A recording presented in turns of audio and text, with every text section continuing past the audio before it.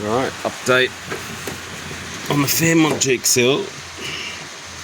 So we've wire wheeled the hell out of everything and we've rust converted.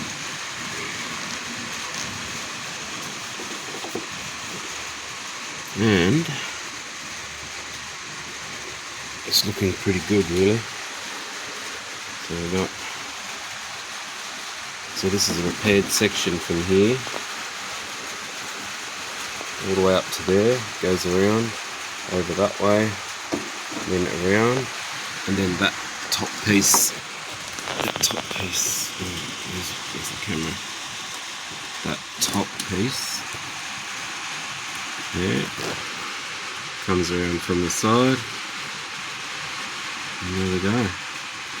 So I'm going to hit it with some rust converting primer just in case there's any little bits left, and it'll soak in and aid in stopping any more rust forming.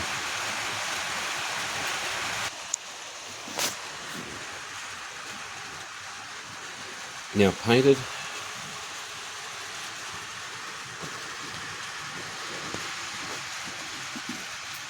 Nice and thoroughly.